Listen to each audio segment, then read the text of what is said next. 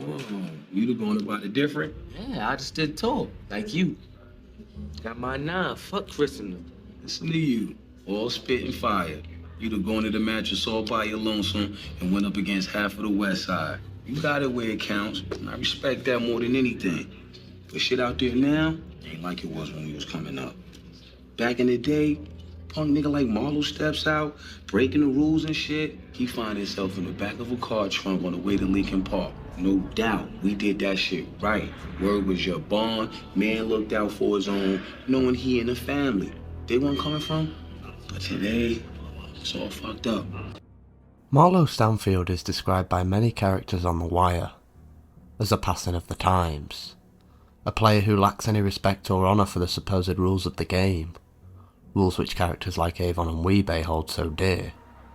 He's described by many fans as nothing more than a one-dimensional monster, a purely evil man with no redeeming qualities. He murders women, orders hits on children, shows no emotion when finding out one of his most loyal servants had been killed. Marlo Stanfield knows no bounds. But neither does the drug trade. Where's the needle truck? The condom distribution? The drug treatment intake? Half these people are down on their feet, and the other half's gonna catch what's killing them. Look, they ain't no worse off than when he was all over the map. Now they just in one place is all. And that place is hell. The Wire is one of, if not the only show to exist, which provides backstory for its characters, not through flashbacks or simple exposition, but rather through the arcs of other characters. McNulty was once Kima Greggs, Omar was once Michael Lee, Bubbles was once Dookie, Marlo Stanfield was once Kennard, Randy, anyone, or something else entirely. In my eyes, I was always under the assumption that Kennard's story was the one that was meant to represent Marlo's. However, after a rewatch of Season 4, I realised it was never made clear like it was for many of the other pairs of characters.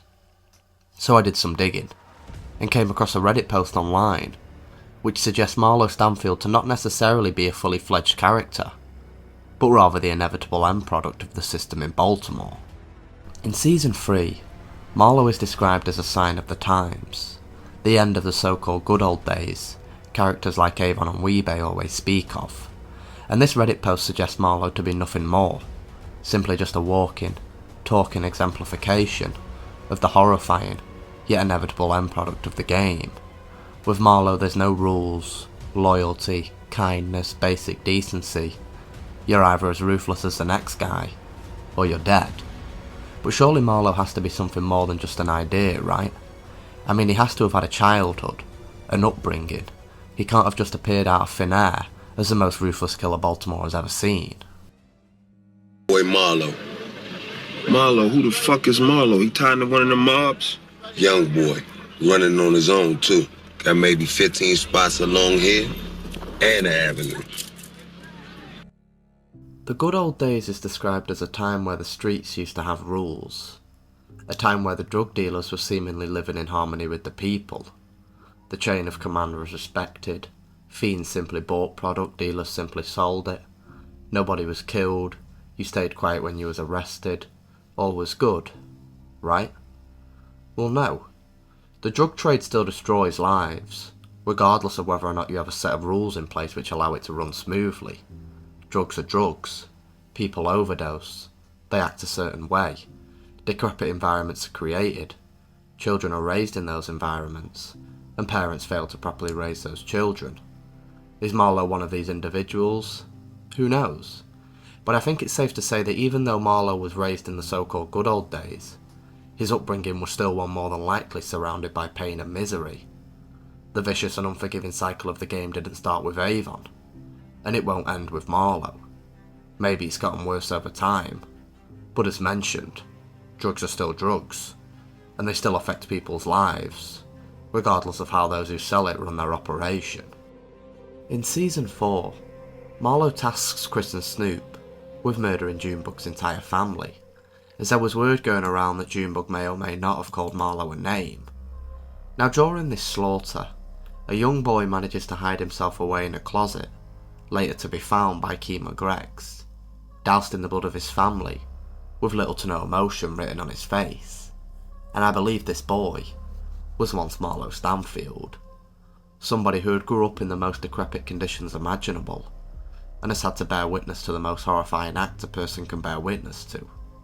We know nothing about this character, apart from what he has seen, and how he has reacted. Emotionless and cold, 2 words best used to describe Marlo. His experience with the game has been nothing more than inhumane, so by his standards, that's how it's played, and that's how he's going to play it. Couple that with the fact that his entire family was butchered, simply because a man's name may or may not have been slated, you now have somebody who's bound to hold their own in the highest of regards, exactly like Marlo. My name was on the street. When we bounce from this shit here, I'm gonna go down in them corners, let them people know. Word did not get back to me. Let them know Marlo stepped to any motherfucker, Omar, Barksdale, whoever. My name is my name.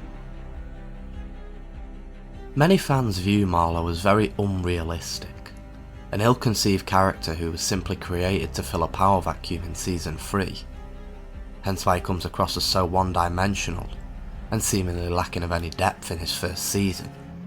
There's a theory online which suggests that David Simon never planned on there being a Season 4 and 5, and that Season 3 was supposed to be where it all ended. And it would make sense. The season's finale was set up to appear as if the show was at an end. Season 4 wasn't created for another 2 years, and so a character like Marlo could have simply existed to represent one of the Wire's themes.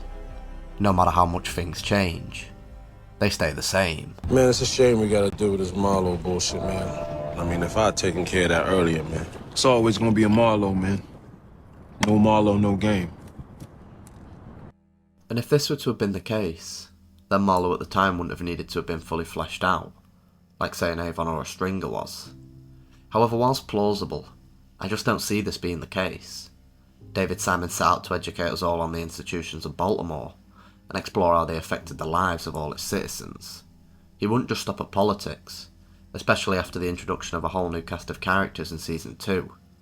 There was definitely a bigger picture, one that was painted even before the show's pilot. And if I want you all to take away one thing from this video, it's a phrase coined by Tupac, which I believe sums up the character of Marlo Stanfield perfectly. The hate you give little infants fucks everybody.